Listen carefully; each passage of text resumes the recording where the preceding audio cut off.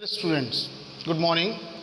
आज हम लोग बीकॉम फर्स्ट ईयर की फर्स्ट क्लास स्टार्ट करेंगे जिसके पेपर का नाम है फाइनेंशियल अकाउंटिंग। फाइनेंशियल अकाउंटिंग में आज जो हम लोग टॉपिक सीखेंगे उसका नाम है रॉयल्टी अकाउंट। रॉयल्टी अकाउंट का आज आपका पहला लेक्चर स्टार्ट हो रहा है, फर्स्ट लेक्चर आज स्टार्ट हो रहा है। यस, आज हम लोग का फर्स्ट लेक्चर स्टार्ट हो रहा है जिसका नाम है रॉयल्टी अकाउंट। सबसे पहले हम लोग रॉयल्टी अकाउंट की मीनिंग को समझेंगे और देन आफ्टर उसका क्वेश्चन कैसे सॉल्व किया था उसको समझाया जाएगा। First of all meaning of royalty account. Suppose मैं एक एग्जांपल से आपको इसकी मीनिंग समझा रहा हूँ। सपोज अगर कोई एक पर्सन किसी दूसरे पर्सन को कोई लैंड लीज पे देता है, अगर कोई एक पर्सन किसी दूसरे पर्सन को, सपोज मिस्टर बी ने मिस्टर ए से एक लैंड ली है लीज पे। लीज का मतलब होता है पट्टे पे। अगर सपोज मिस्टर बी ने कोई लैंड मिस्टर ए की लैंड लीज पे ली है और मिस्टर बी उस पे करेंगे प्रोडक्शन और इस प्रोडक्शन के बदले में जो वो मिस्टर ए को अमाउंट पे करेंगे उसको कहते हैं रॉयल्टी। यानी कि रॉयल्टी का मतलब क्या है कि जब कोई एक पर्सन किसी दूसरे पर्सन की लैंड लीज पे लेकर उस पर प्रोडक्शन करता है और उस प्रोडक्शन करने के बदले में जो वो अमाउंट पे करता है उसी को हम कहते हैं रॉयल्टी। रॉयल्टी का मतलब है कि अगर कई एक पर्सन की एसेट्स को कोई दूसरा पर्सन यूज़ करेगा तो उसके बदले में वो उससे अमाउंट लेगा। जिसकी लैंड होती है उसको कहा जाता है लैंड लॉर्ड। जैसे यहाँ पे ए की लैंड है तो लैंड लॉर्ड, और यहाँ पर जिसने लैंड ली है उसको कहते हैं लेसी। लेसी वो पर्सन होता है जो लैंड को लेता है, लैंडलॉर्ड वो पर्सन होता है जो जिसकी लैंड होती है। यहाँ पे क्या ये कहा जाए कि ये चीज़ रेंट पे ली गई है? क्या रेंट और रॉयल्टी सेम चीज़ है? नहीं। देखिए, रेंट और रॉयल्टी में एक डिफरेंस है। डिफरेंस किस बात का है? कभी भी किसी से हम कोई चीज़ घर अगर रेंट पे लेते हैं तो उसका जो रेंट होता है वो पर मंथ या पर एनम फिक्स्ड होता है। किसी का हाउस अगर हम रेंट पे लेंगे तो उसका जो किराया होगा सपोज 5,000 रुपीज़ पर मंथ, तो ये क्या है? ये फिक्स है। लेकिन जो रॉयल्टी होती है ये आपकी फिक्स नहीं होती है। रॉयल्टी आपकी फिक्स नहीं होती है क्योंकि रॉयल्टी डिपेंड करती है किस पे? प्रोडक्शन पे। अगर प्रोडक्शन ज़्यादा होगा तो रॉयल्टी ज़्यादा मिलेगी, प्रोडक्शन कम होगा तो रॉयल्टी कम मिलेगी, प्रोडक्शन नहीं होगा तो रॉयल्टी नहीं मिलेगी। फॉर एग्जांपल सपोज मान लीजिए कि कुछ ईयर का हम आपको प्रोडक्शन दे रहे हैं और रॉयल्टी का अमाउंट दिखा रहे हैं। सपोज लैंड और लेसी में ये तय हुआ कि 5 रुपीज़ पर टन रॉयल्टी पे की जाएगी। 5 रुपीज़ पर टन। हमने 2001 में प्रोडक्शन किया 10,000, तो इसके हिसाब से रॉयल्टी हमारी बनी 50,000। 2002 में प्रोडक्शन हमारा हुआ 12,000, तो हमारी रॉयल्टी बनी 60,000। इन केस 2003 में अगर प्रोडक्शन हमारा कम हो जाता है तो उसका असर रॉयल्टी पे क्या पड़ेगा कि रॉयल्टी का अमाउंट भी कम हो जाएगा। और अगर 2004 में और प्रोडक्शन कम हो गया हमारा तो रॉयल्टी भी हमारी कम हो जाएगी। इन केस 2005 में प्रोडक्शन नहीं हो पाया किसी भी रीज़न से, तो आप देखिए रॉयल्टी का कोई भी अमाउंट यहाँ पे नहीं है। अभी जैसे मैंने आपसे कहा कि रेंट और रॉयल्टी में डिफरेंस होता है, मैं कह रहा हूँ कि रेंट आपका देखिए फिक्स होता है और जबकि रॉयल्टी में देखिए वेरिएशन दिख रहे हैं, वो फिक्स नहीं होता है। अब यहाँ पे स्टूडेंट्स आपको ये समझना है कि रॉयल्टी जो है जब लैंडलॉर्ड को मिलेगी उसके लिए फ़ायदे का सौदा तब है जब आपका प्रोडक्शन बढ़ रहा है। ये देखिए इस कंडीशन में इसको फ़ायदा है। अगर प्रोडक्शन कम होता जा रहा है या नील हो रहा है तो रॉयल्टी भी नील हो रही है और उसको घाटा है। ऐसी कंडीशन में लैंडलॉर्ड क्या करता है? लैंडलॉर्ड एक शर्त रखता है लेसी के सामने। किस बात की? कि इन केस अगर प्रोडक्शन कम होगा तो वो आपसे रॉयल्टी नहीं लेगा, वो आपसे लेगा मिनिमम रेंट। अब स्टूडेंट्स आपको समझना है व्हाट इज मिनिमम रेंट, ये क्या होता है।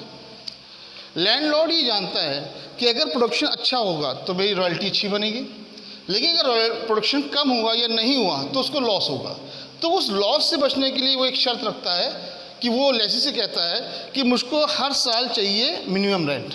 सपोज़ मान लीजिए इस क्वेश्चन में अगर हम लोग मिनिमम रेंट तय करें, सपोज़ 70,000, अगर 70,000 मिनिमम रेंट है तो ऐसी कंडीशन में वो रॉयल्टी का अमाउंट नहीं लेगा, वो उससे लेगा क्या, मिनिमम रेंट। जैसे सपोज़ यहाँ पे रॉयल्टी 50,000 बन रही है, लेकिन वो 50,000 नहीं लेगा, वो लेगा कितना, 70,000। अगर यहाँ रॉयल्टी 60,000 बन रही है तो रॉयल्टी नहीं लेगा, वो लेगा मिनिमम रेंट। यहाँ पे देखिए 40,000 है तो मिनिमम रेंट, यहाँ पे 40,000 है तो मिनिमम रेंट, यहाँ पे 40,000 है या नील है तो मिनिमम रेंट। इसका मतलब ये होगा कि वो एक श्योरिटी चाहता है कि जैसे जैसे प्रोडक्शन आपका कम हो या ज़्यादा, हमको मिनिमम रेंट चाहिए। लेकिन इन केस अगर प्रोडक्शन ज़्यादा हो जाता है, सपोज़ 2006 में आपका प्रोडक्शन होता है 15,000, तो कितना बनेगा, 75,000। अब इस केस में वो कहता है कि हमको मिनिमम रेंट नहीं चाहिए, हमको चाहिए रॉयल्टी। अब ये क्या बात हुई भाई, अभी वो कह रहा था कि हम मिनिमम रेंट लेंगे, लेकिन जैसे ही रॉयल्टी इंक्रीज़ हुई उसने कहा हमको रॉयल्टी नहीं चाहिए, हमको चाहिए हमको मिनिमम रेंट चाहिए, हमको क्या चाहिए, हमको चाहिए रॉयल्टी। ऐसी कंडीशन में लेसी को दोनों तरफ से लॉस हो रहा है, हेड भी लैंडलॉर्ड का है, टेल भी लैंडलॉर्ड का है। इन केस अगर प्रोडक्शन कम होता है तो वो कहता है हमको मिनिमम रेंट चाहिए। इन केस अगर प्रोडक्शन ज़्यादा होने की वजह से रॉयल्टी ज़्यादा हो जाती है तो वो कहता है हमको मिनिमम रेंट चाहिए, हमको रॉयल्टी चाहिए। यानी कि हेड भी उसका है, टेल भी उसका है। अब लेसी लैंडलॉर्ड से कहता है सर ऐसी कंडीशन में तो हमको हमेशा लॉस ही होगा। क्यों लॉस होगा, अगर हम प्रोडक्शन को गलती से प्रोडक्शन नहीं होता है हमारे यहाँ तो आप कहते हैं हमको मिनिमम रेंट चाहिए, प्रोडक्शन हमारा कुछ बढ़ता है तो आप कहते हैं मिनिमम चाहिए, और अगर प्रोडक्शन बहुत ज़्यादा बढ़ जाता है तो आप कहते हैं हमको रॉयल्टी चाहिए, हमको मिनिमम रेंट नहीं चाहिए। तो लेसी लैंडलॉर्ड से रिक्वेस्ट करता है कि सर आप बीच का ऐसा कुछ रास्ता निकालिए जिससे कि हमारा आपका कॉन्ट्रैक्ट हो जाए। तो लैंडलॉर्ड लेसी से एक शर्त रखता है, मिनिमम रेंट से कम हम 1 रुपया नहीं लेंगे। लेसी कहता है ओके। लेसी ने कहा अगर सर रॉयल्टी ज़्यादा हो जाएगी तो, इस कंडीशन रॉयल्टी ज़्यादा हो जाएगी तो लैंडलॉर्ड एक शर्त रखता है। इस शर्त को आप लोग बहुत ध्यान से सुनिएगा, क्वेश्चन नंबर 1 से लेके क्वेश्चन नंबर 100 तक भी अगर आप करेंगे तो यही चीज़ आपको काम आएगी। इसलिए स्टूडेंट्स बहुत इंपॉर्टेंट चीज़ है, ध्यान सुनिएगा। लैंडलॉर्ड लेसी से कहता है कि अगर in case royalty is more than minimum rent, अगर रॉयल्टी मिनिमम रेंट से ज़्यादा होगी तो उस कंडीशन में वो मिनिमम रेंट आपसे तब लेगा जब उसकी वो शर्त मानेगा। लेसी कहता है कौन सी शर्त, लैंडलॉर्ड कहता है कि इन केस अगर मिनिमम रेंट रॉयल्टी से कम है, रॉयल्टी ज़्यादा है, मिनिमम रेंट कम है, जैसे मैंने एग्जांपल में दिखाया कि वहाँ पे रॉयल्टी है 75,000 और मिनिमम रेंट है 70,000, तो जो ये बीच का हिस्सा आएगा इसी बात पे तो डिस्प्यूट हो रहा है, क्योंकि वो कह रहा है 70 ले लीजिए, वो कह रहा है हम 75 लेंगे। तो लैंडलॉर्ड लेसी से कहता है कि अगर in case royalty minimum rent से ज़्यादा है, रॉयल्टी मिनिमम रेंट से जो ज़्यादा है, इस अमाउंट को, कितना अमाउंट है स्टूडेंट, 5,000, इस अमाउंट को लैंडलॉर्ड के दिए गए टाइम में अगर वो लेसी इस अमाउंट को यूज़ कर लेता है अपने लॉस को कवर करने के लिए, तो आप इस अमाउंट को हमको मत दीजिए, तो हमको आप केवल क्या दीजिए, मिनिमम रेंट। मैं फिर से बोल रहा हूँ, लैंडलॉर्ड लेसी से कहता है कि मेरे दिए गए टाइम में जो भी आपके पास एक्स्ट्रा अमाउंट बच रहा है, अगर उसका यूज़ आप लॉस को कवर करने में करते हैं तो हमको आप केवल क्या दीजिए, मिनिमम रेंट, और अगर मेरे दिए गए टाइम में आप यूज़ नहीं कर पाते हैं तो फिर हम आपसे लेंगे रॉयल्टी। यहाँ डिपेंड करता है कि इस 5,000 को हम क्या कहते हैं, इस 5,000 का नाम है सरप्लस। सरप्लस। अब ये इस लॉस का नाम क्या है, इस लॉस का नाम है शॉर्ट वर्किंग। और व्हाट इज शॉर्ट वर्किंग, इसको आप समझिए जरा। जैसे एग्जांपल में देखिए 50,000 की रॉयल्टी उसकी बनी, लेकिन उसको पेमेंट कितना करना पड़ रहा है 70,000 का।